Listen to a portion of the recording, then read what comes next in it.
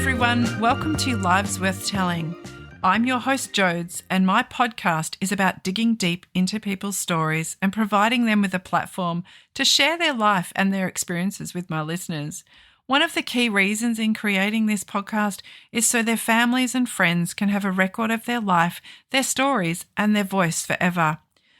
One of my favourite things is hearing about people's stories, their triumphs, their hardships, but most of all, I love hearing about their resilience. I really hope you enjoy listening to my guests share their lives with you. I want you to have a few laughs and allow yourself to be immersed in their stories. Well, welcome to episode 4 of Lives Worth Telling. Firstly, thank you to all our listeners who have rated us recently. And one of our recent reviews is such a wonderfully beautiful concept. The first ep was so engaging and fun, so thank you for that. We continue to be listed in the top 200 of Apple Podcasts in Society and Culture in Personal Journals, which is thanks to our listeners. In today's episode, I am joined by Linda. Linda has shown incredible strength throughout her life. She has this extraordinary ability to take traumatic events in her life and build a positive outcome from them.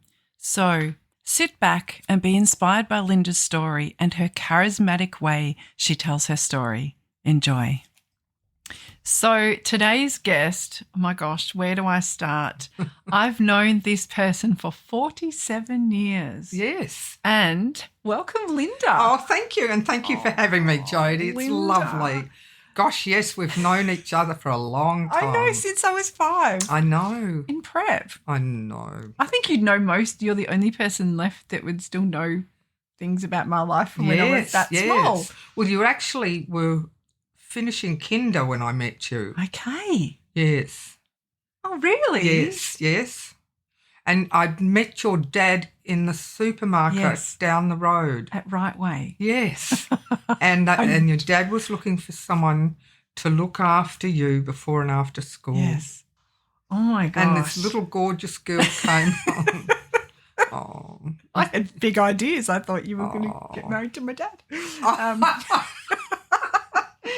That is my perfect plan. Oh, what a shame. I'm so gosh. sorry. Oh, it didn't work out. No. I want you to start off with, I guess you've been through so much in your life at the ripe age of 21. And is there anything that you have done recently that you've never done before? Well, funny you should say that. Funny we should mention that. Absolutely, Oh my because gosh, what is it? I've got to my stage of life when I've lost a few people recently. Yes. Great friends. And just let me say the most important thing in life is friendship. Friendship, family and friendship, because without your friends I don't think you'd get anywhere. No. But anyway, I was reading a magazine and it's called PALS. Okay. A Positive Aging Lifestyle Program. So I'm looking at this and it's a winter edition and it's through the city of Monash. Okay. Anyway, I'm reading it and I come to the last page. Oh, no. And I'm sitting there at night one night and I'm thinking, and it says, I'll read you this bit, all right? And it says, photo shoot, call out, participants required.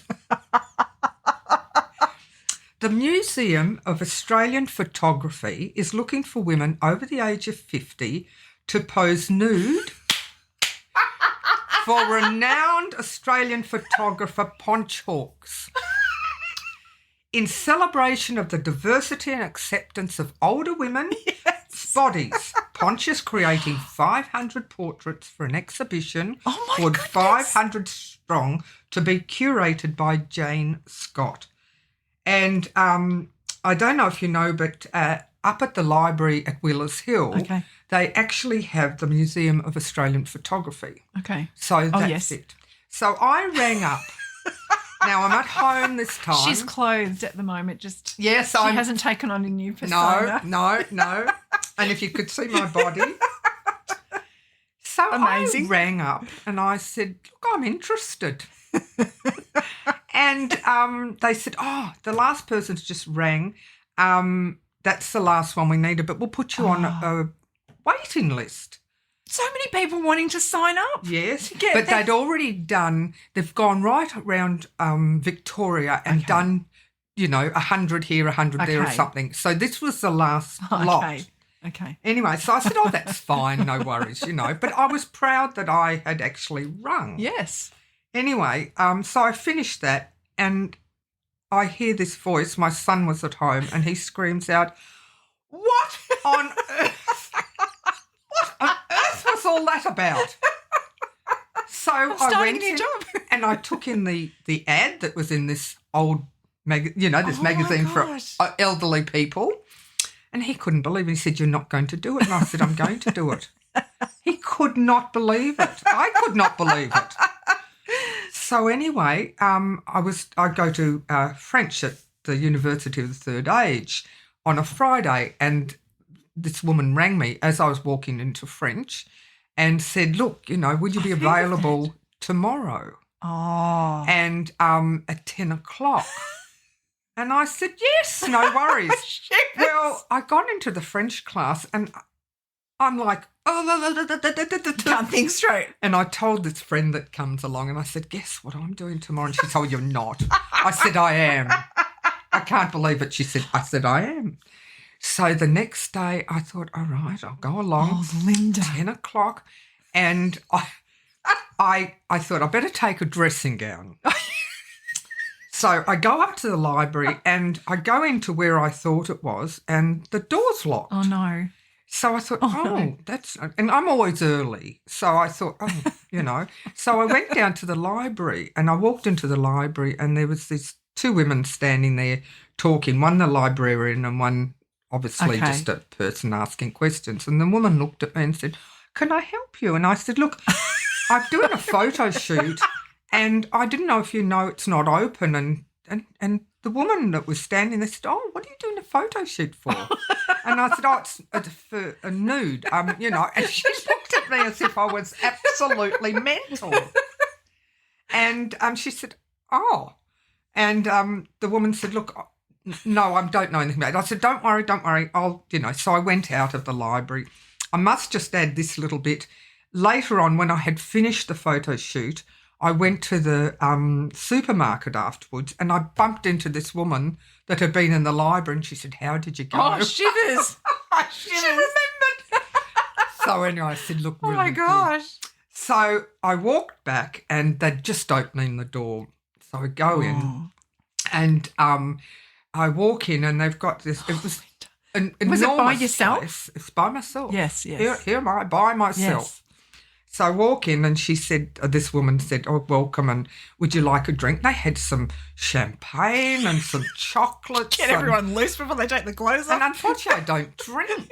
Neither do I. Oh, So anyway, then they took me into this other enormous room and they had it all set up a black background and on the floor and all these enormous lights and everything and camera and everything. And I'm like, oh, my God. Change my mind. So I met this lady who was the photographer and she said, I'll take you into this room. So she took me in the room. This is where you take your clothes off and then if you come out to me and meet me out here. So I took my clothes off and I got the dressing gown on and I walked out and she said, all right, you can just hang up your dressing gown there and if you stand on X marks the spot on the floor. Well, the hardest thing was to take off the dressing gown. I cannot tell you how hard that was. It's glued shut. Absolutely. Anyway, I got it off and I hung it up and I stood there on X marks the spot. For goodness sake. And I thought, oh, my God, And she said, now, I want you to move. Oh. So here am I doing the arms are up, pirouetting around the place. Oh, for God's sake. I had the hands at head on the shoulders looking backwards. I was doing this. I was dancing. I was just, well, if you could imagine what I must have looked like, I cannot tell you. They got the varicose veins, the stomach, the boobs hanging down, Everything's swinging in the breeze. Absolutely. Oh, for heaven's sake. So she finishes click, click, click, click, click, and then she takes her thing out of whatever, digital thing. Oh, yeah. And she goes over to the computer and she looks at it and she said, we have to do it again because of the lighting. Oh, no. So back again, take off the dressing gown. Oh, no. Dancing. Oh, no. Anyway, 3 times I had to do this because I was the first cab off the rank. Oh. Anyway, then she says to me, when we're finished, she says to me, I didn't think that the first person here would be so good.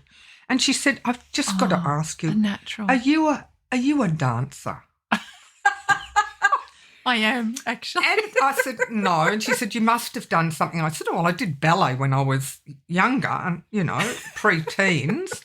She said, well, it showed. Oh, for goodness sake. Now, there's going to be an exhibition. Oh, Linda. And I do get a photo of myself. When the exhibition's on, I do get a photo of myself. Aren't I lucky? So I've said in Adrian's room. Absolutely. So I've said to the kids, I don't mind you talking about it at my funeral, but I don't need the photo. Because could you imagine, look, there's Linda when she was little. Oh, look at her as a teenager. Oh, as a bride. How lovely. What's that? That wasn't meant to be there. When's the exhibition? In November. Oh, my goodness. And I'm not telling anyone. You're not telling anyone. Where's it going to be? I think up there. Yeah. So there we are. Oh, Linda. Yes. Did you ever think that I would do something like that? Well, I'm not surprised. Oh, really? Because everything you do is amazing. So you are probably at that point going, what's the worst that could happen? Let's do this.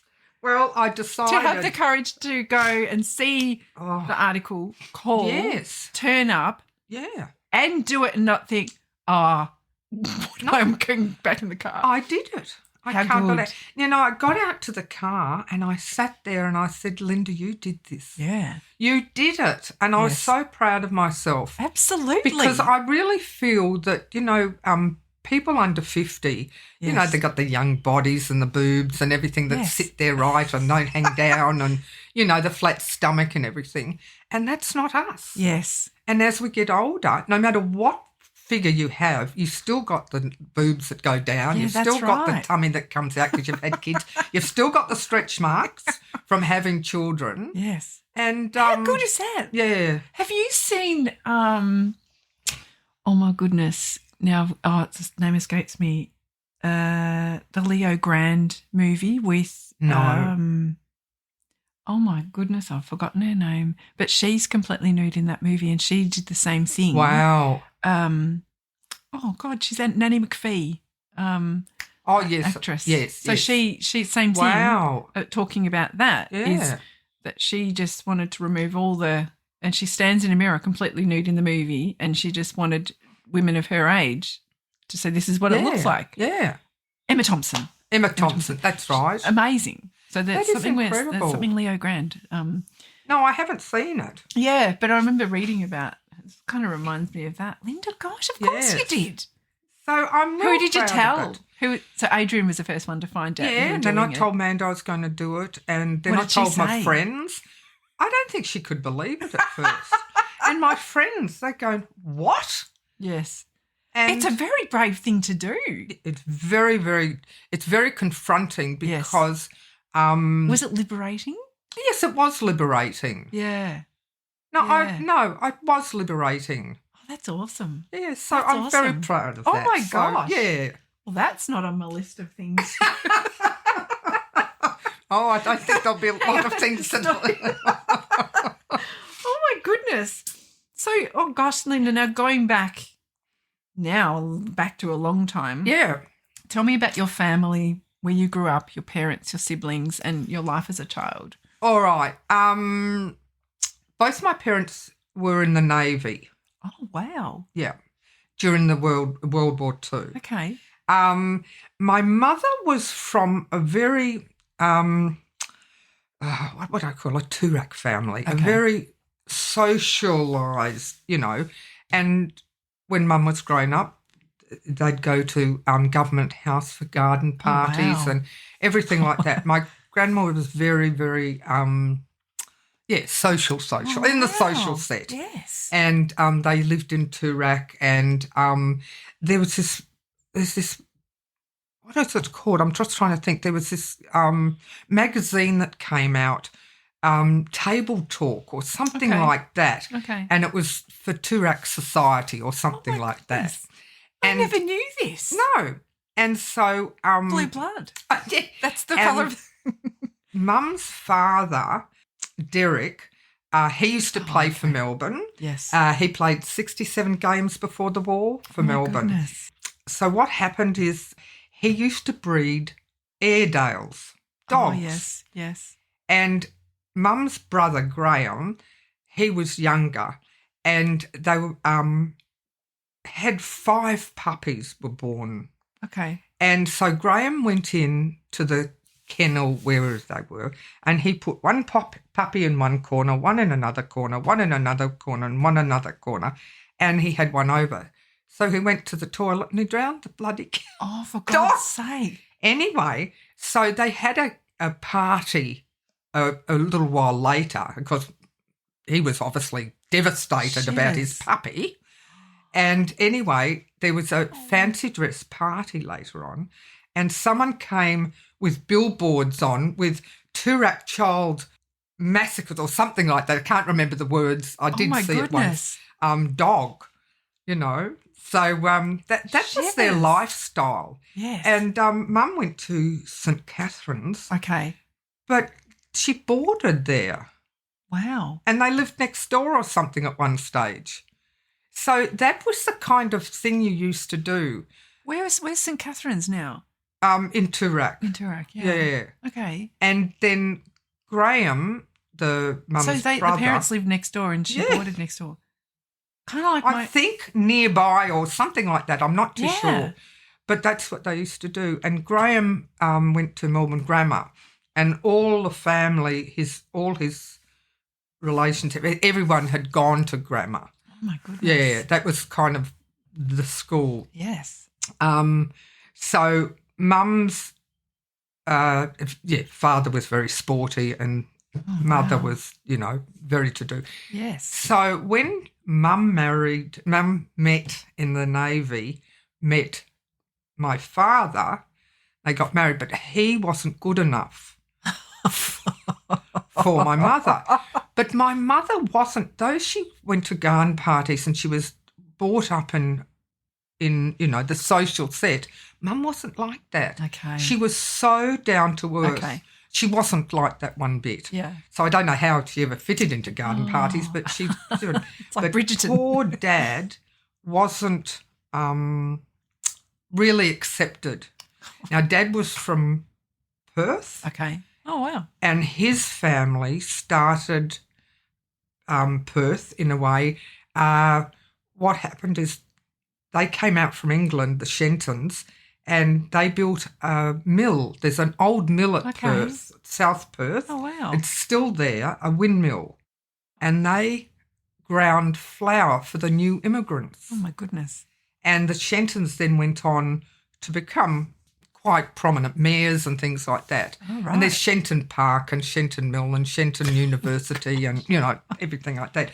But anyway, still Dad wasn't kind of up to scratch for Grandma. So anyway, then they got married and they had my sister Judy, and then I was born. And when I was born, Dad got TB. Oh, wow. And he was in hospital for 2 years at Caulfield Repat. Oh, my goodness. Yeah. And I remember, I walked at about 9 months, and I remember I could tell you about the hospital. I could tell you about there was wooden hospital, and it had a decking that you'd walk round and crosses on where the rail was and everything. Yeah. And I remember kind of being walked along there. Oh, my goodness. Yeah. So he wasn't at home? No, all that time he's in hospital? No, he was in hospital. So very interesting. Oh, wow. So, and when he came out of hospital, I don't think he was, too well. And he was a photographer, actually. So he did photography. Okay. Portraits of people and things like that. So what was the treatment for TB? I don't know, rest or something. I'm not too sure about it. But I know that when I was at school, we had, I don't know if it's called a Man-2 test, I can't remember, but they'd check you and if you were positive, if you had this test done and you're positive, you didn't have the injection. Okay. Well, I was positive. Okay. So that means that I didn't have to have an injection because I haven't made antibodies to it. Yeah. So that was really interesting. Oh. So what's the age gap between you and Judy? There's 2 years. 2 years. Then Diana came along, my younger sister, and she came along 6 years after me. Oh, 6 years. 6 years. 6 years difference. Yes. Yeah, and 8 years between my sister. Yes. So childhood was very difficult, unfortunately. Very, very difficult. It wasn't easy at all. And Mum and Dad, in the end, separated. Okay. Dad tended to drink. And I feel sorry for Dad because, you know, you don't know someone until you know their story. And I never knew Dad's story much. And what had happened with Dad was he had a sister who was 2 years older. Okay. And his dad died after he was born. Gosh. And in those days, I mean, the mothers couldn't get money or anything like that. No. So she ended up marrying or going out with someone and marrying someone else, and they didn't want Dad. Oh, no. So Dad was sent to relatives. Now, when he was sent round to all different relatives, right? So when he was about 10, he went to this party or something like that. This is what I've been told. And this girl came up and said, I'm your sister. And then his mum came up and said, I'm taking you into the city tomorrow. And she took him, he was 10, into the city to buy a uniform, and he went school, and he was a boarder at one of these because they didn't schools. want him at No. Oh. So Dad had, and then I think I don't know if he left school, whatever. I think he escaped from school one time, but then he joined the Navy and he came out to Melbourne. Okay. And that's where he met Mum. So things were not really good. And with their marriage and everything like that. So how old were you when they separated? I can't remember. It was all of a blur. My childhood's a bit of a blur because it wasn't very great. So, and I feel sorry, you know, my mum, I just feel so sorry for her because she was fantastic and she worked as a bursar at a school and on weekends she was a totalisator at the racing. You know, she'd go to all the race meetings and she used to be a totalisator, which meant they took the money and things like that. So Mum worked hard and my grandmother was the one that practically brought us up. Oh, wow. And an uncle, my grandfather's brother, he was in the Navy during the war too, and he never married. Well, he did marry, but it didn't end. It didn't last the day. And that's another story. But he paid for the three of us to go to Lauriston. Oh, my school. goodness. And that was really difficult because we really didn't fit in. We were actually very poor. Okay. And in the mornings, we used to go next door to the people that lived next door, and they used to give us breakfast. Oh, my goodness. And, you know, get our uniform and, you know, make it look nice and shine our shoes and everything, and we'd go off to school. Oh, my goodness. So things weren't very easy with the childhood. So, but, you know, I really feel sorry for my mum because she worked her guts out and she put up with a lot. And I think she had a hard time with my grandmother, who was wonderful to us. Yes. But my grandmother lived she even pretended to live socially well. She married again, but she just lived in this flat in Toorak until she was allowed to stay there till she died because her second husband had family too. For goodness sake. So, So when they separated, Did you keep in contact with him? Yeah, my sisters didn't really, but I did. I kept in contact with Dad. Yeah. Yeah, and he married again. Okay. And he married this woman who was very religious, and she was very nice to us. Well, very nice. I found her very nice to me. And they had two more children. She had a couple of boys, but Dad had two more children. So they're my half brothers. So David. That's David, right? And Robbie. Yes, right. So I practically brought up David too in the early days. So what's the age gap between you guys? Well, David is a year younger than Amanda, my daughter. Oh, right. Yes. So her uncle is younger. Yes. So very interesting. Yeah. And she really helped Dad. He stopped drinking and everything like that. Okay. And then, Mum died first of all. In my early 20s, she died. Oh, wow. And then Dad died a year to the day afterwards from cancer. Oh, my goodness. Too. So both had cancer. So you lost both your parents in your early 20s? Yes. Yeah, it's young. Within a year. And then Deet, that's Dad's new wife. Okay. When I say new wife, it was really sad because David was, I don't know, 8, 10 or something like that. Oh. And then his mother died, right? And Robbie's mother. So it was sad, very sad. So how old was your dad when he had David and Robbie? I'm not too sure. Yeah. I'm not too sure.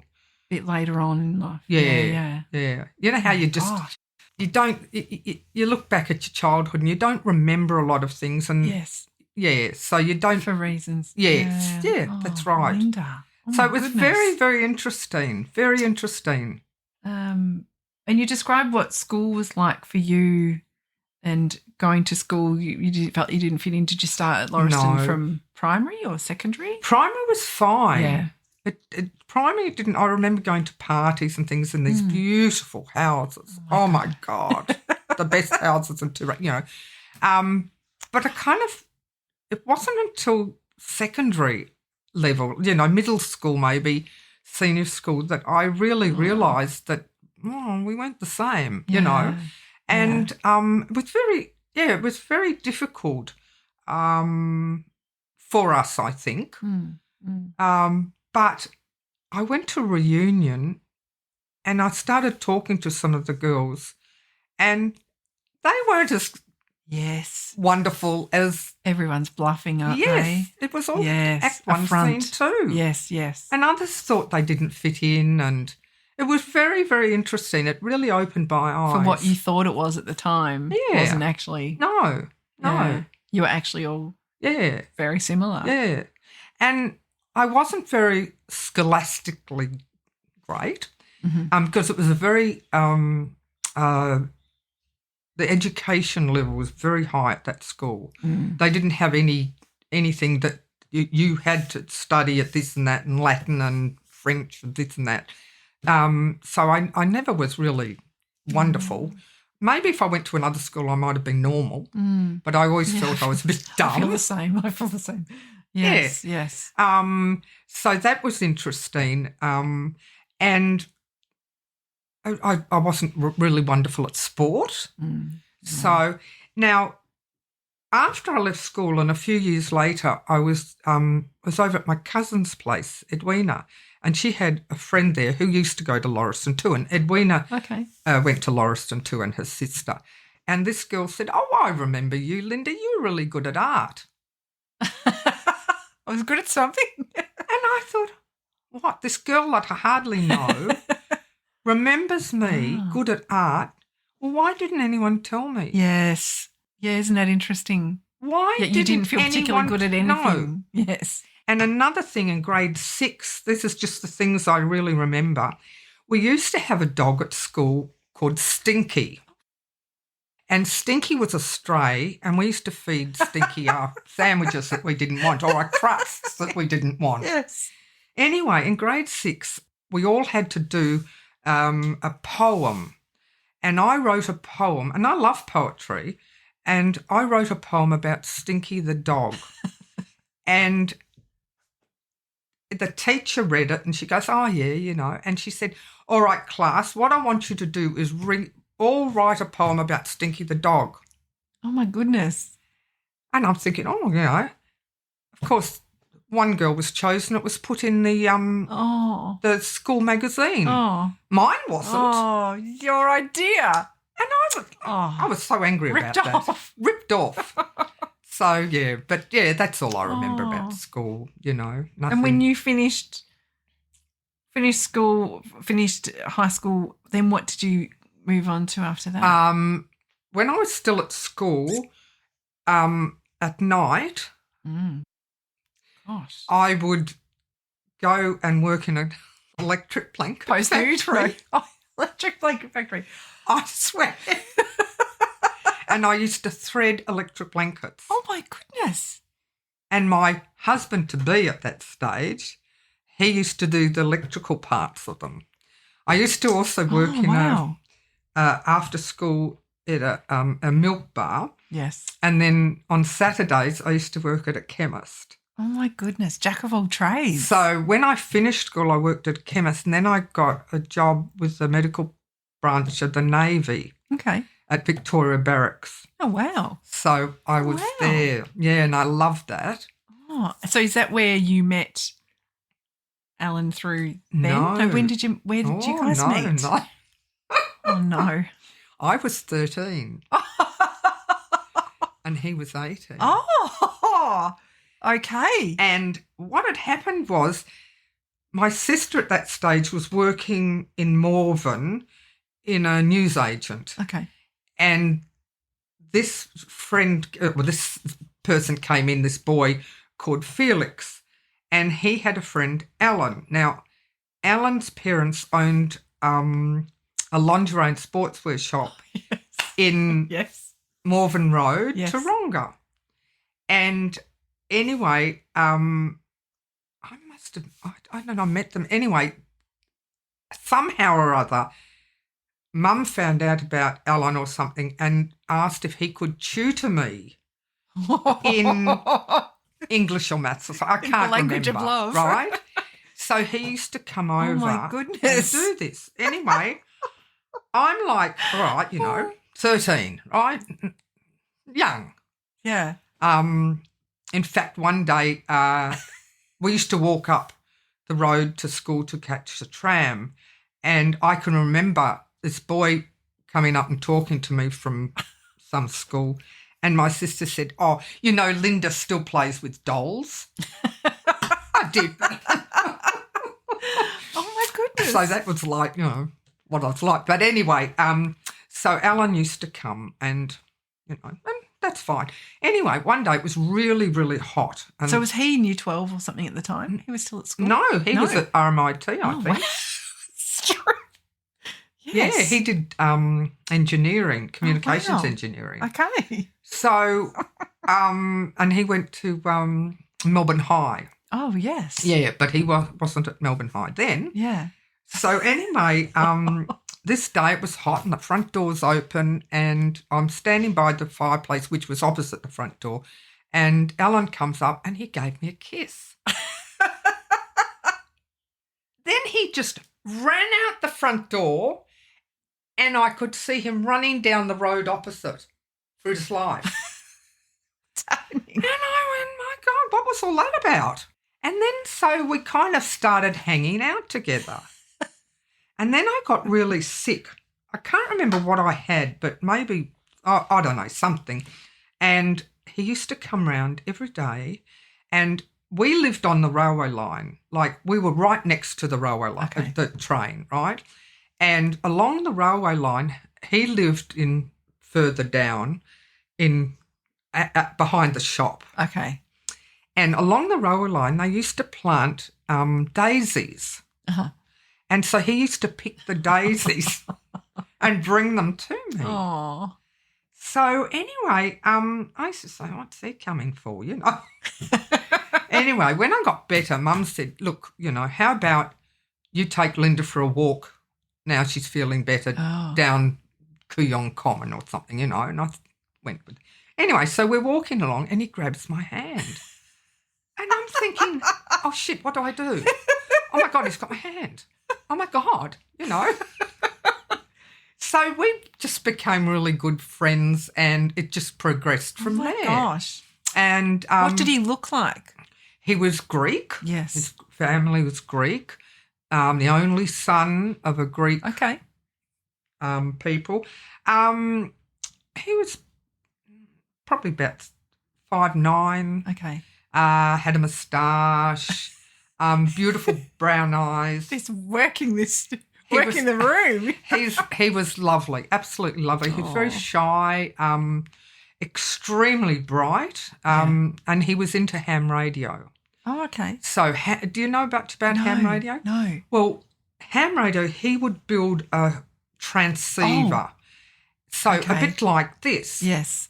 But it was a radio. Okay. And he had a 100-foot 3-element beam tower that he had, and it would transmit around the world. So he had a little shack out the back beside the garage, and we'd go in there and would talk to people all over the world. Oh, my goodness. And a lot of Americans would talk to him. They go, I was there during the war. And, or other Americans they'd say, have you got kangaroos? Oh, look, the bloody kangaroos won't leave us alone at the moment. Get out of here. And the koalas, we were kidding with them. Yes. And it was like a CB? It was just like a CB, but all around the world. Oh, wow. And he had a call sign, VK3ACB. Okay. And you'd go, this is Victor Kilowatt 3, America, Canada, Bravo, calling CQ20 and standing by. And that meant if anyone's listening. Yes. Oh, and my goodness. We had wonderful time with that. So, and he also loved cars, so we'd get old cars and we'd do them up, wet and dry sandpaper. And so that was our life, It was, but I was always kicked out of the Athens place by the parents. What are you doing here? They didn't want me because I wasn't a nice little Greek girl. Oh. They wanted their son to have a beautiful Greek, Yes. So it wasn't like that. So I used to get kicked out all the time.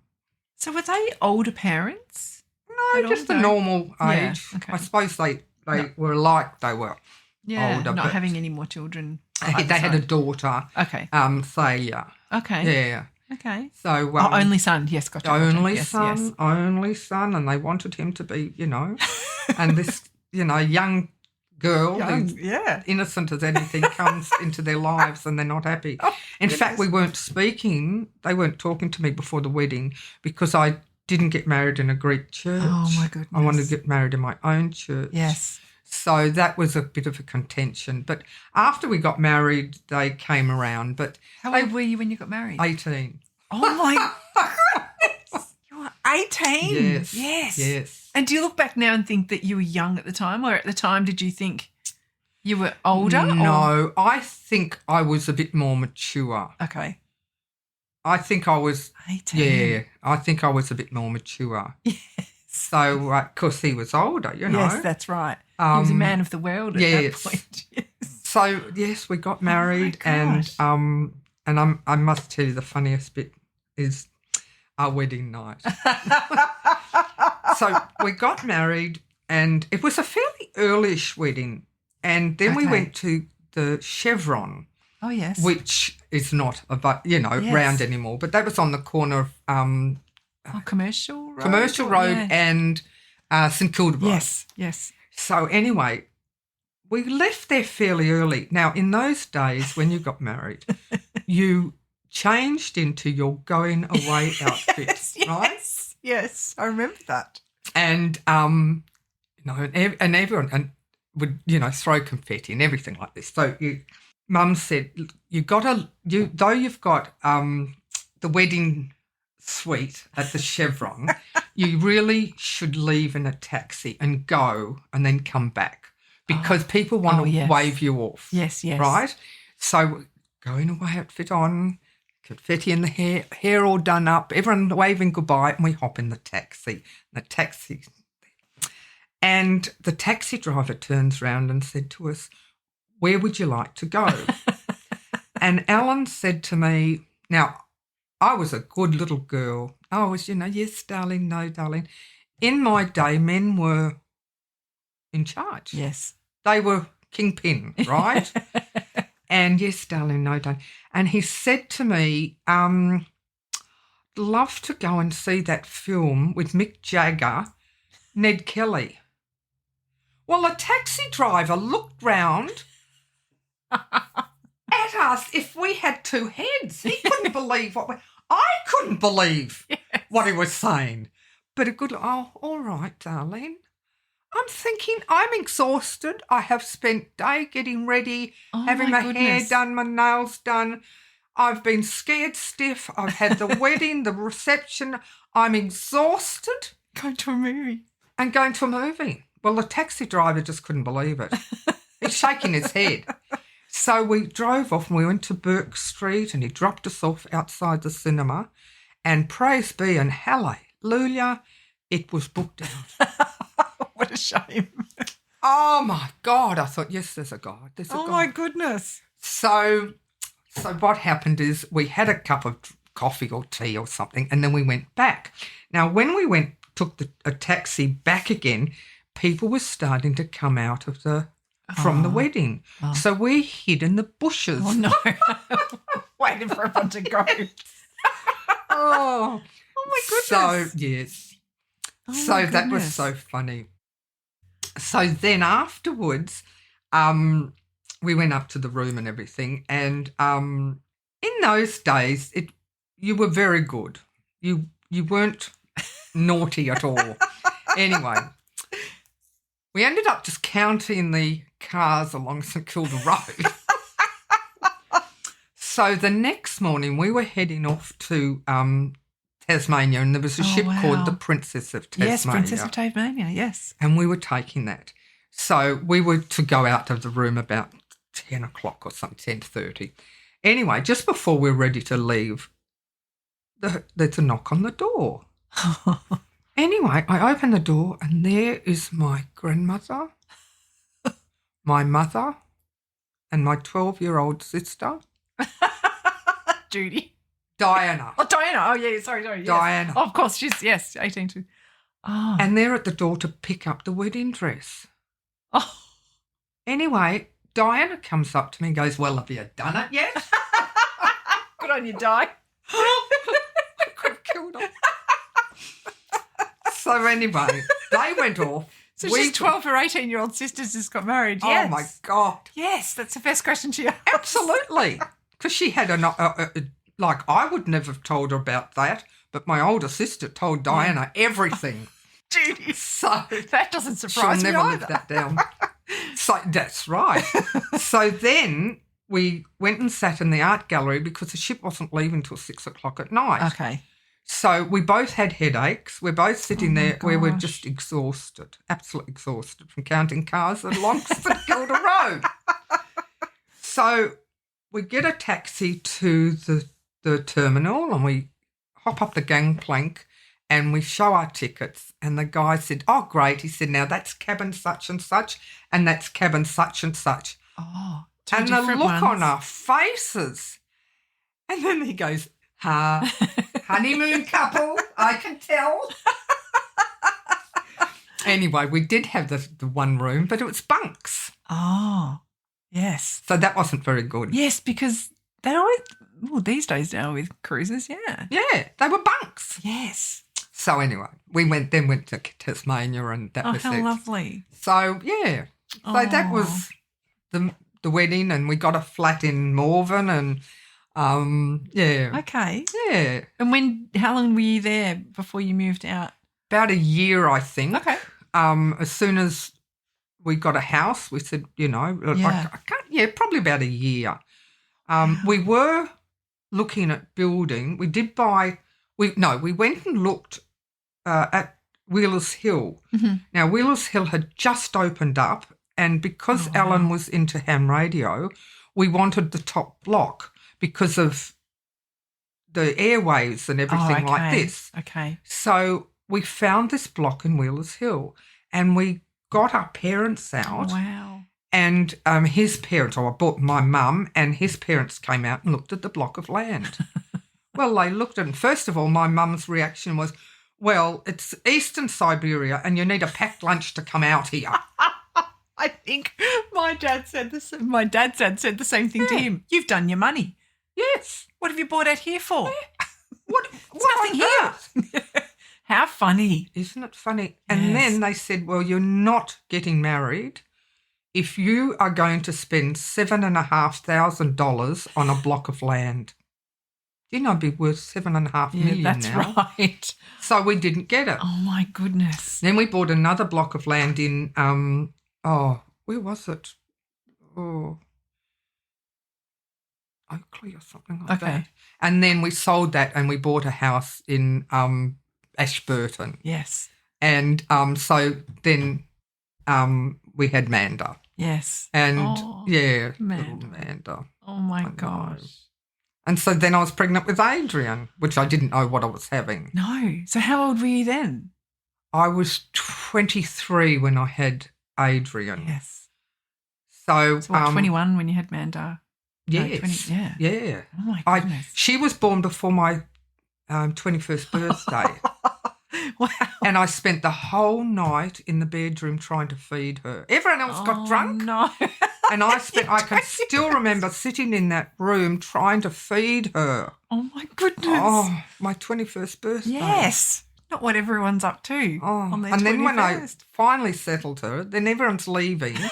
So then Alan was drunk and he slid down the wall on the floor. I kicked him and told him to get to bed.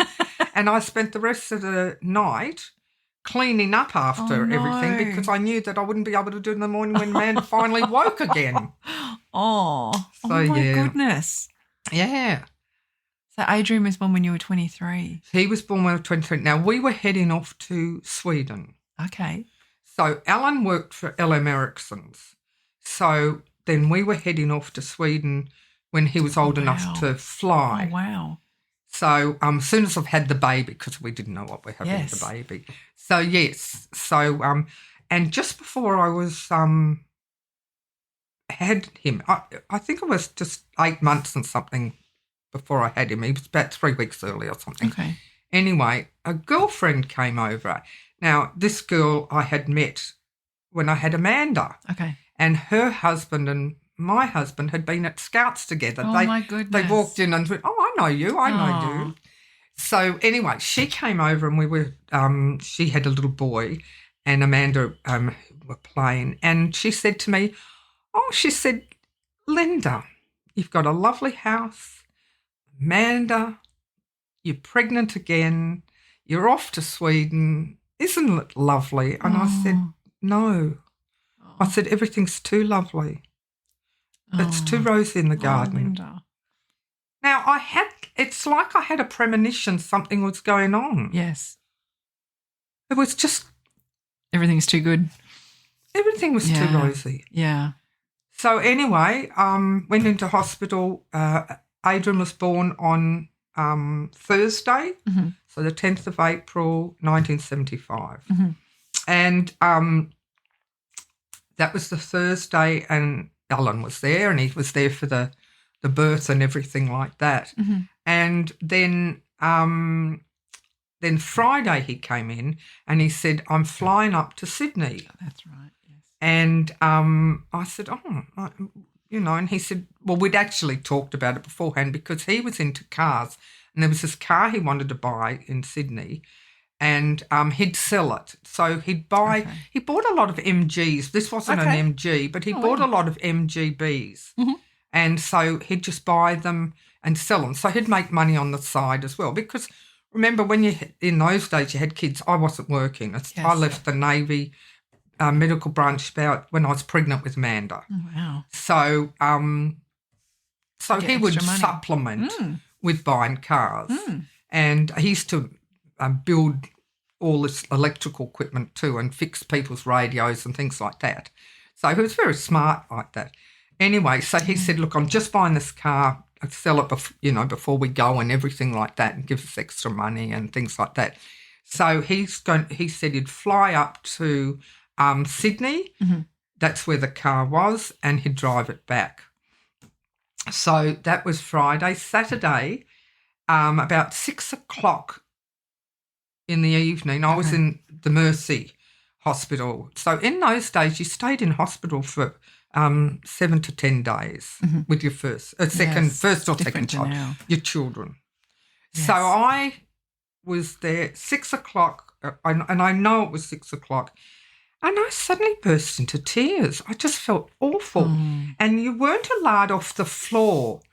You know, you're in about a 6-bed ward, and you weren't allowed off the floor. Anyway, I don't know. It's like I was in a trance, and I went and I stood outside the lift, and the lift door opened, and I got in the lift, and then the lift door closed, and I just tell you, it was like a trance. I can't tell you anything else. The lift opened, and it opened out to where there was a chapel. Okay. And there was nuns. I remember nuns kneeling there because it was a Catholic hospital. Okay. Anyway, I knelt down. I wasn't very religious, I can tell you this, but I knelt down. I was crying. Please, God, look after Alan. Please, God, look after Adrian, because Adrian wasn't very well. Okay. As, the baby. He wasn't very well, so things weren't very good with him. Oh. And look after Manda. My mum and sister had Manda while he flew up there. Okay. So I'm crying anyway. And I came back upstairs, and I was just like, and I was ringing Alan because we didn't have mobile phones or anything. And I'm ringing home, and I'm ringing home and ringing home. And anyway, so I went to sleep that night. I don't know if I slept well. And the next morning, a woman, one of the nurses came in, and she said to me, she said to the room, "Where's the girl that sits in this bed?" And I said, "Oh, it's me." She said, "Well, I want to see you." She said, "Come with me." And I thought, oh, my God, what have I done wrong? It was like the way she spoke to me, I was in trouble. Yes. And I thought, oh, my God. And I was feeling unease anyway. And because I think I'd woke up and tried to ring Alan again, right? Anyway, so she took me along the corridor, and she just opened the door, and there was my mum standing there. And I said, "Alan's dead, isn't he?" And she said, "Yes." And he died in a car accident. He died in Juggernon, and what had happened was it was 6 o'clock at night. The sun was setting, 6 o'clock when I was upset. Shivers. The sun was setting. A police car was behind him, actually, and he was going up a mountain and a hairpin bend, and he went head on into another car because of the sun. Oh. So it's not like he was speeding, but anyway, someone else was killed in the other car. It was just awful.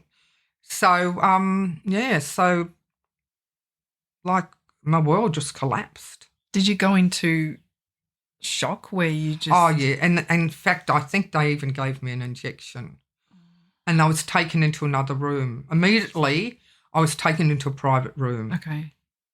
So whether they took my stuff, I can't remember, and had to work out things from there, and the funeral, and my goodness. I was allowed out for the funeral because still Adrian wasn't too well. Okay. So I laid out for the funeral, and I never forget this nurse had crocheted a little white dress for Adrian and put him in it on the day of the funeral. Isn't that lovely? Geez. That was nurses. The nurse. I just So anyway, when they had Alan's stuff, someone gave me back, stuff that was found in the car and everything. Now, when I was having Adrian, I was having a lot of problems with him, and they weren't too sure if something was wrong. Okay. They actually before he came, they put an electrode into his head. As his head was crowning, they put this, or even before that, right, they put this electrode that screwed into his skull, and he's got 3 holes where they actually screwed it in to monitor his heartbeat. Isn't that incredible? I know. Oh, my goodness. And when he was born, he had the electrode on his head, and they asked Alan to cut it off, as well as the umbilical cord. He cut off this electrode. He unscrewed it and he put it in his pocket. when they found him and his stuff, he still had, he would have changed, Jesus. of course. Yes. He had the electrode in his pocket. Oh, my goodness. Isn't that lovely? Oh, my goodness. I've never heard of that before. No, so that was something part of his son that he was thinking about. Yeah, yeah. Oh, So, gee, Linda. and then, of course, coming home and Alan's clothes were there. There was even a cigar. He didn't smoke, but there was even a cigar someone had given him. And all his clothes were there and, and it was just so confronting. So you've got Manda, who's a little 2. toddler. She's 2. And a brand new baby. And when someone dies suddenly, as you know, when someone dies suddenly, there's no goodbyes. No. And I remember I went through all his clothes. I went through every single clothes of his looking for something. I don't know what I was looking for. Yes. Maybe a note to tell me something he loved me or, You're kind of left with you don't know what to do with yourself because now what? You don't have any, not that you're looking for anything, but it's an empty feeling. And then you still had to be a mum to Manda and Adrian and function and then I was told that you have to sell the house. Oh, my goodness. And in those days, you didn't have a bank book. You weren't even counted when you bought a house. You weren't counted. A woman was not counted. Oh, my goodness. So I didn't have a bank account. So our bank, like if I had a joint bank account, it would have been all right. But the bank account goodness. Everything was closed. I didn't have anything. I did not have any money. I could not get a pension for 6 weeks. Oh, my goodness. I had to have a death certificate. I had this. I had to have that. That's right. So I had nothing. And I didn't have any milk to feed Adrian. And it wasn't till one day someone knocked on the door and there was these 2 women standing there and they were from a local church and they were just talking about, we belong to the Baptist church or something, and da-da-da. And I must have just burst into tears or something. And anyway, it must have told them, what had happened. So they brought round some food and some cans of milk, for Adrian. Oh. So I'll never forget that. I really appreciate that. So then I had to sell the house and move.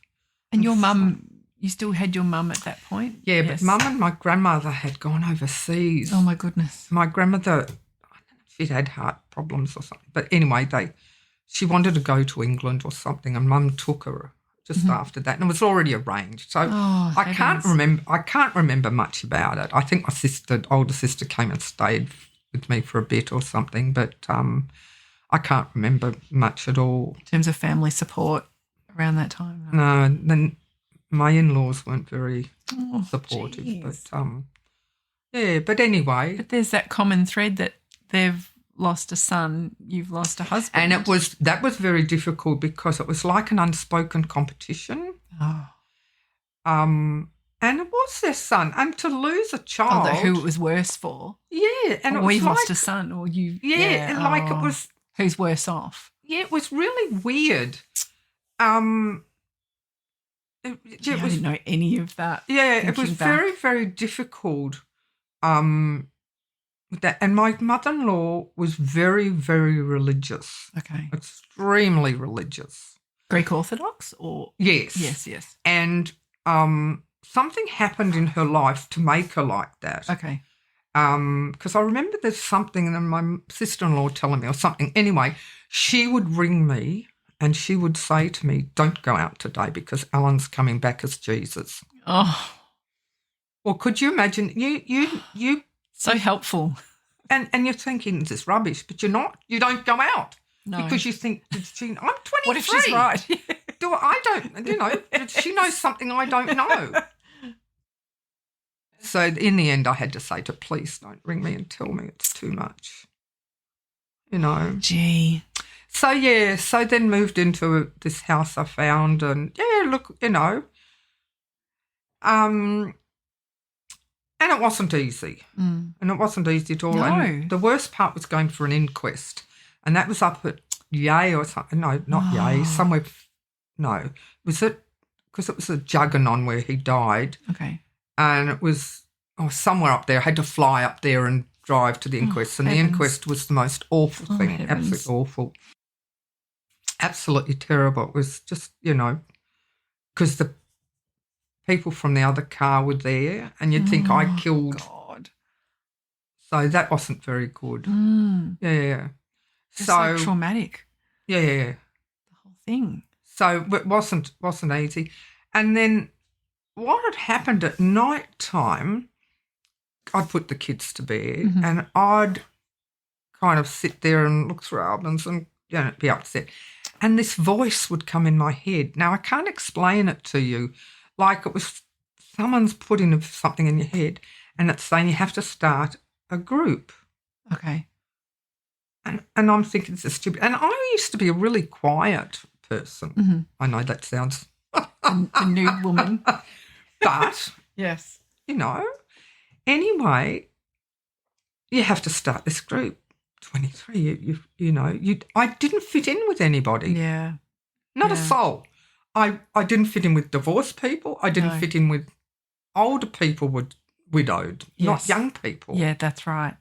So I never fitted in, and I didn't know any neighbours, and I was very, very lonely, extremely lonely. I cannot tell you how lonely I was.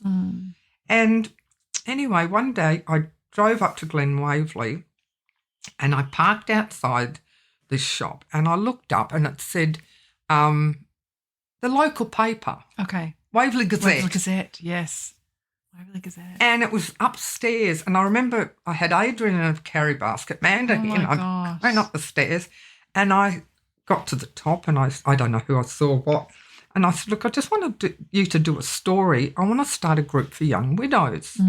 I said, and they said, oh, we'll do a story. Oh, sounds, fascinating. Yes. So I did a story, and in the paper, and it just said that, that I was looking for people that were young and that were widows. Goodness. Anyway, I had 5 people ring me. Oh, wow.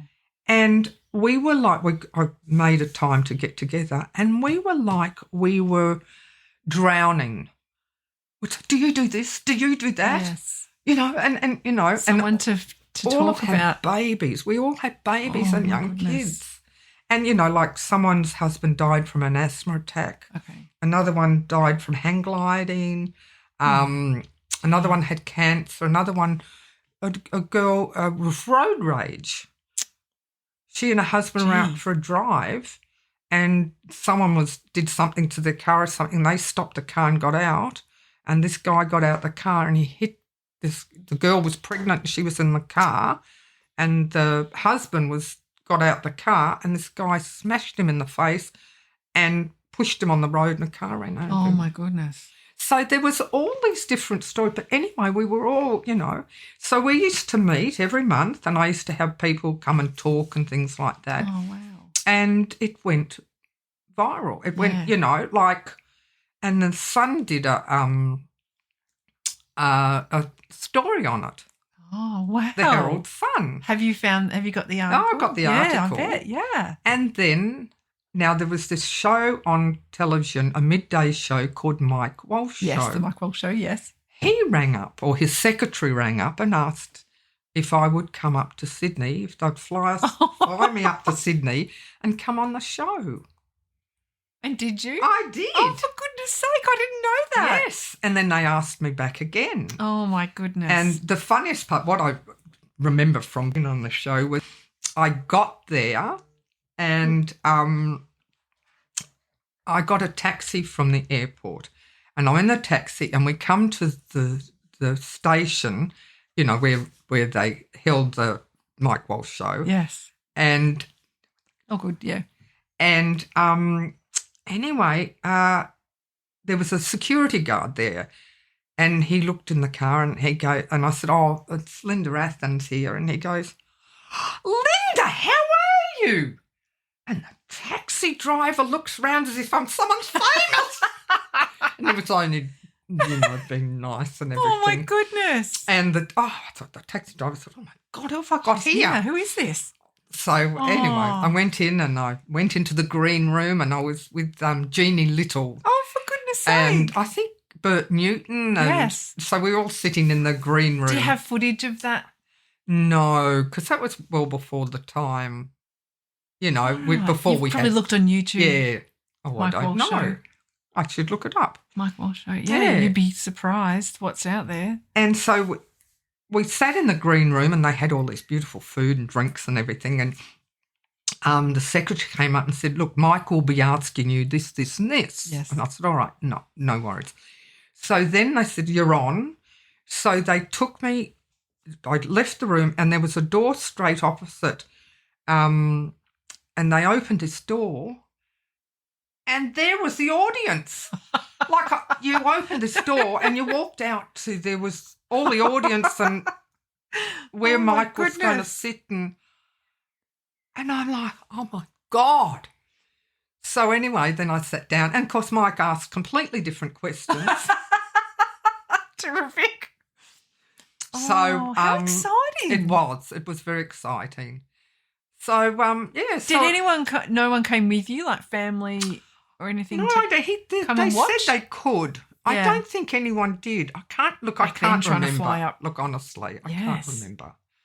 That's so exciting. I did not know that. It was exciting. I was real proud of that. Of course. I was really proud how the group just grew. And I spent so many hours on the phone talking to widows, and I bet. Other agencies got to know about it. So I'd be always talking to widows, and I didn't know exactly how to say and what to say because I'd been there. Yeah, I know. And it just grew. And the kids, like how it worked was we met once a month, but in between we'd go to Gills Park or we'd have a barbecue or we'd do things for the kids. Yes. And which was fantastic. And then people would make friends. So maybe if we'd met up, we'd make friends. So when we'd go out together and our kids would play. Yeah. And that's how it really worked out. And I still, because we're all old now, but we meet at Christmas time. A lot of us still meet at Christmas time, and it's just lovely. And because we're all, I'm 72 now. Yes. But that was a very, very interesting part of my life, and that saved me. And actually, I was nominated for Australian of the Year. Were you? Yes, I got this thing. Someone nominated me, and I got this thing to say I was nominated. Oh, Not that I would ever get it, but that was an honour. When was that? That was. I can't remember. A little while ago. Yeah, it's a little while ago. That's so exciting. So that was good. Not many people could claim that. So then what happened is when Adrian's about 16 or something and Amanda was about 18, I went and did my nursing. Okay. And yes. So, and that was very difficult to try and do nursing with two teenagers. I can tell you what. Oh, my God, it was difficult. I bet. It was so difficult. So, but anyway, So how long did you study nursing then? I can't remember, 18 months or something. Yeah. This one. And then was in the women's hospital, and then I went to the Ioneer Hospital when I'd finished, and then I got a job at the blood service, and I was there for 26 years. Wow, I was going to say that's been a while then. Yeah. So I got a job there, and I was a nurse, and then I went into education, so I taught people how to cannulate and how to assess donors, and I did corporate induction for anyone that started. And, and I loved all that. I really loved that. So and you retired from there? Yes, I retired, about 8 or 9 years. Oh, my goodness. Yeah. Yes. So that was, you've been there for quite some time. Yeah, I loved it. I absolutely loved it. So that's a bit about me, I suppose. We've all just gone from one thing to the other. Yes, lots of different things, Linda. There's so many, I guess, traumatic things, but then time you've turned them round to, be a positive experience. I think you've got to be positive, and when I look at my life, I think I'm so glad I married my soulmate. Yeah. I'm so glad I had my kids. And I think, and I'm so grateful for my friends. Yes. So I think that's the most important things Yeah. that you look at and think, well, there's people that would love to be married. No, I know. Yes. There's people that would love to have kids. Yes, I agree. So there's so many people that have got problems and things like that. So you've got to look and think, well, I was lucky enough I did manage. Yes. I did a lot of shit of jobs in the years that before I did my nursing, and you were around at that time. Yes. I did 11 years of ironing for people. It was 11 years. 11 years of ironing. Gosh, the school holidays I spent. Cleaned the tennis club up at Wheelers Hill Tennis Club. Yes. I remember us spending a lot of time with you. Yes, cleaning and, What did we get up to while you were doing those things? You came with me. Yeah. You came with me. And if I had to go to people's places to iron, like most of the ironing was done at home, but if I had to do, you would come with me. Yeah, I remember. You would all come with me. And half the time David was there too. So, there, yeah. Sorry, David, I don't remember a lot at the time about David. No. And then even that he was in a similar age to Amanda and I, looking back now. Yeah. Really bizarre. And then how he was connected. I didn't really, as a kid, didn't really know that. No, you wouldn't. Because it was her uncle. Yeah. Why is she calling him the uncle? Yeah. Uncle David. It was like a bit of a joke, I thought, at the time, looking back, that it was some little nickname, but it was actually her uncle. Yeah. I even worked for your dad at some stage when he had the chemicals. ChemLab, yes. Yes. Yeah. So any job I could do to get cash in hand and still have you lot that, and then holidays and things would do a few things. Remember we went a few places, stayed with We went to Blackgowrie, the house in Blackgowrie. Yeah. Gosh, that'd be expensive now. It was I think at the caravan I went to cows. Gosh. Yeah. Oh, some things I can remember, some things maybe just too long ago or too young at the time. And you, I've got very fond memories of you. Very fond memories. And I hope I was all right to you. The best. I often think, oh, my God, I hope, Oh, the best. I do too. Good. Such good memories of the old days. Because you were part of the group. Yes. You were part of it. Yes, even though I don't remember a lot. Yeah, day in, day out. Yes, I was. Yeah. We used to walk to school together, Amanda and I. Yeah. To primary. And then, the next school. But anyway. Yeah. I don't know, some people were happy there. Oh, not so much. Were you happy? No. No. I didn't like it from really year Why? 7. Did you not, like me, did you not fit in? Did you feel like you fit in or It was too much of an academic school for me. See, this is it. Going to a girls' school. And I feel like if I did go to, say, what I would classify as a normal school, that I think I would have done a lot better. Yes, yeah. But then it is what it is, It is what it is. It took a long time for me not to feel that I wasn't good at anything after leaving there. Yeah. Because then I went on to do diploma and degree and you teaching. did very well. Yeah, but I look back and think, gosh, I thought I was really no good at anything at school. Yeah. But and that's not what school shouldn't be like that. It should be. But I think a lot of you still speak to people from and they feel exactly the same. Yeah. They were exactly like you. Yeah, I agree. It's not I wish we could go back and tell people at school absolutely that what school's really like. Yes. And that, you probably feel like you don't fit in. Yeah. I mean, it's secondary school is very difficult. Yeah, it is. Primary school I loved primary school. Yeah, primary school's different. But secondary school is completely different, especially girls' school and, it was, not the best. No. I mean, I guess some people have had positive experiences there, but academically it just... Because it's such an academic school that there was no, like you go to a high school and they have things that fit everybody. They'll have cooking classes and, all different things that would... It's different. Whereas it was straight academic. Yeah. Shelford very and standard Lauriston. Subjects. Yeah. Very standard subjects. Yes. Not anything that's going to inspire you to work out what you want to do in your career and your life. And people were, they're the brightest in the class, and they're this and that, and you'd sit there and go, oh, my God. Yeah. No, not me. Wasn't my cup of tea. I'm just thinking about too a significant turning point in your life would have been the death of Alan. Yes. Yeah. Yeah, definitely. In our next segment is called Curious Corner. Yeah. Where we ask curious questions about our guests. Can you recall a time where you just couldn't stop laughing about something? Oh, my gosh, there'd be so many things. Oh, Linda, my God. where you just got the giggles and you couldn't stop. I can't you know what? I can't remember a lot of things. I would laugh a lot. Yes. But you know what?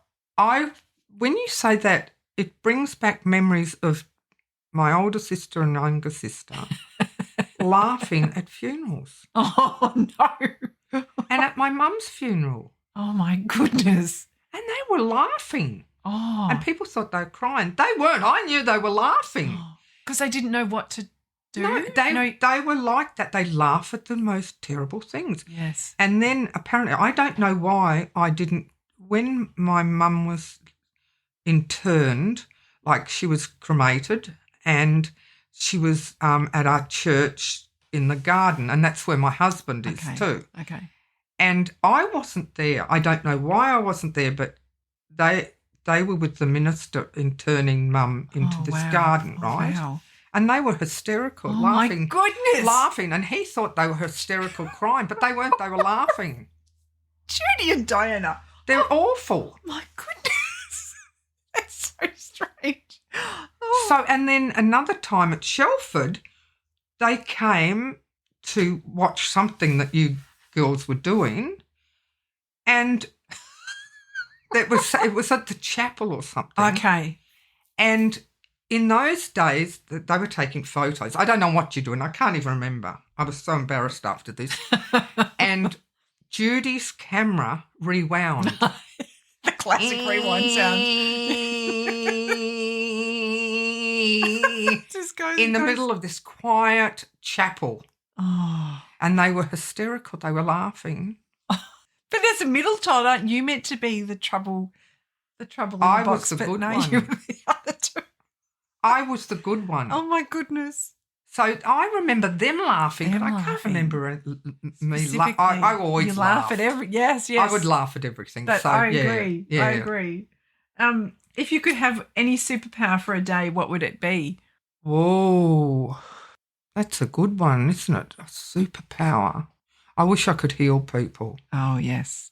It's very confronting with people in hospitals and dying, and that's a good superpower. Yes. I wish I could have a magic wand.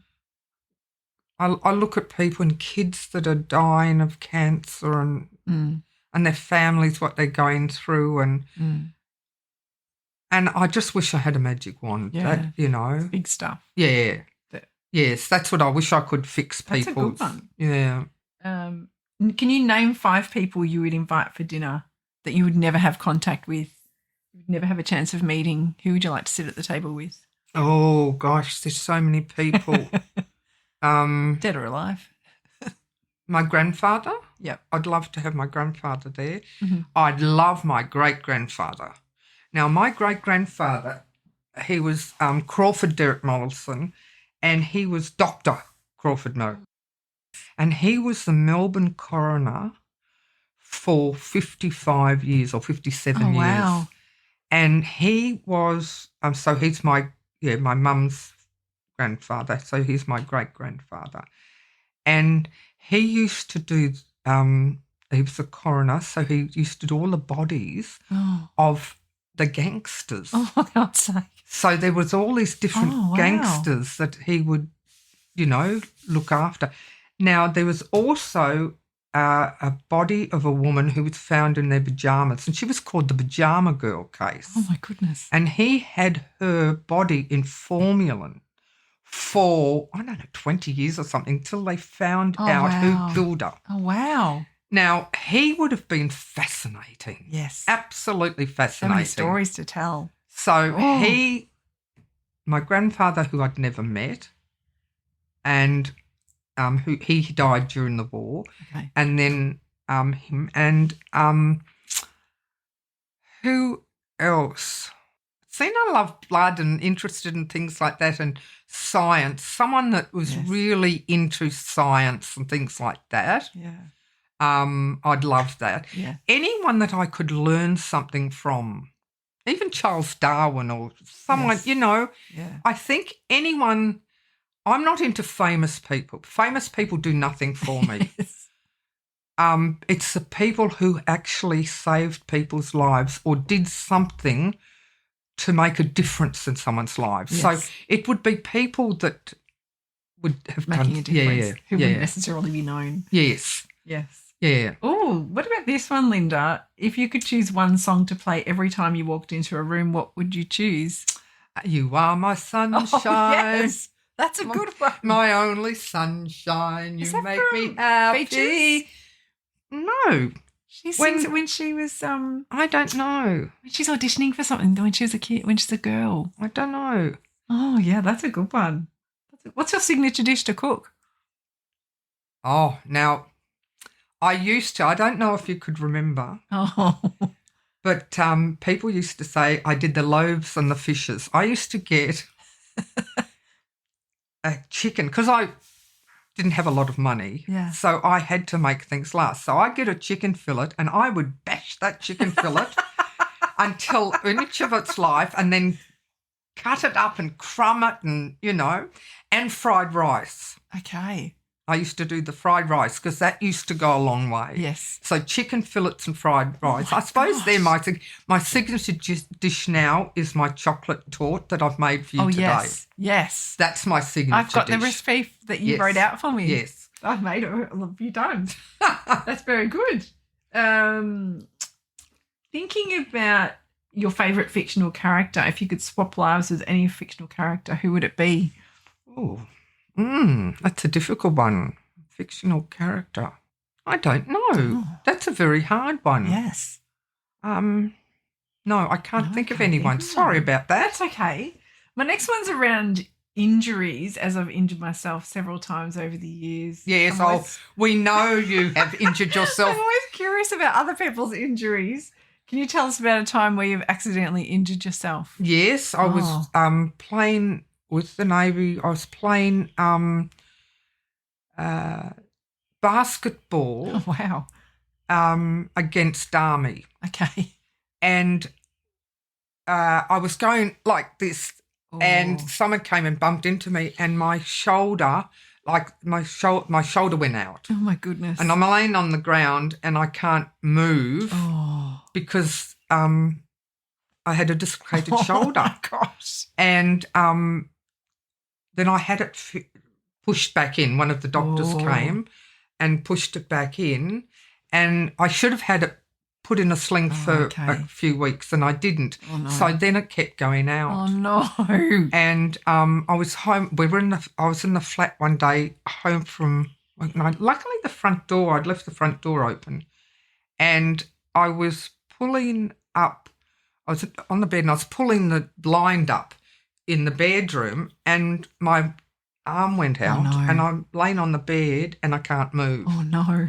And because you just can't, with the shoulder out, you can't do anything. Yikes. So anyway, I'm screaming. I'm in flat. I'm screaming, and someone from another flat heard me, and they came round, a guy, and he came to the front door, and he came in and said, "What's wrong?" And I said, "I've done," and he put it back in. Oh. And then my husband said to me when he found out, he said, "You're going to have an operation to have that fixed." He said, "Because if we have children, you're not going to, So that would be one of the worst injuries. So, yes, that's my injury. But no, you remind me of if you fell over a pin on the floor. I know, I'm the epitome of accident prone. Oh, my God. It's a few times a week. Oh, it happens to me. where are you? Oh, Still. you've fallen over. Oh, my God. Luckily, I've got my Curachrome for you. Oh, my God. Curachrome. Yeah, probably went through a lot of that. You went through tons. Gosh. You were the I still fall over, Linda. I still know. now. I Like, know. it's just, but I But haven't. that's you. I know I haven't sustained. Well, I did have a shoulder injury. Oh, that's I not tripped good. over and fell into a table at Oh. work, but have had ongoing issues with it. But it's nothing. Look, nothing's taken me out yet. Thank God for that. Nine Oh, lives poor like a cat. Jodie. If you could do anything differently with what career you chose, what would you choose? Like, what when you were growing up as a teenager, is there anything that you wanted to do? Did you want to do nursing? Is that something that just came about, or No, I think it came about because in those days you got paid studying yes, for it. Okay, yes. So you worked in a hospital Yes, and you yes. actually got paid. Okay. But I've always been the type I like to help people. Yes, I've always been like that. yeah, So I fitted quite well. And I didn't realise with education, I found that when I got into educating the nurses and everything like that, I was quite good at it because I had trouble learning things. So I was very practical and I had stories. yes, So I was always telling them something. There's always, like I'd say to them, don't waste a walk. When we've got donors, because I was in the blood service, do not waste a walk. When you're walking past donors, you talk to them. yes. And I'd That's a teach good them one. certain things to remember how to do something. Yes, And I remember I got into trouble once because we had this new computer system and I was sent interstate to train for this new computer system, and I had to then go around Australia to every single blood service in Australia and teach people this computer system. Oh, wow. And one of the things was that in this computer system, if you didn't put in something, then the labs wouldn't know. Okay. So it was really important. Oh. And I found that people weren't doing this. They weren't taking any notice. So I thought, God, what am I going to do? So one day I said, if you don't fart in the system, no one will smell. You have to fart in this part so people can smell it. So everyone, you say, and never forget about your farting, Linda. So, yeah. They've remembered that. They've remembered all the little funny things that I used to say. And I felt that I was good at teaching because people did understand what I did say. Yes. Because I was very basic. Yes. But got the things that were really important. Yeah.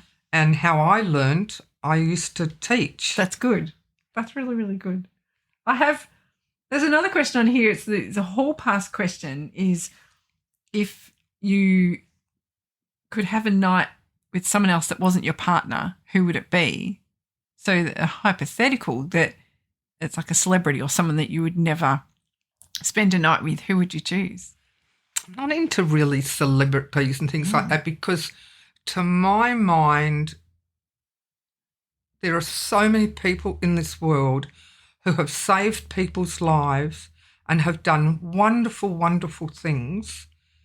Yes. So again, it would be someone that had discovered some miraculous thing.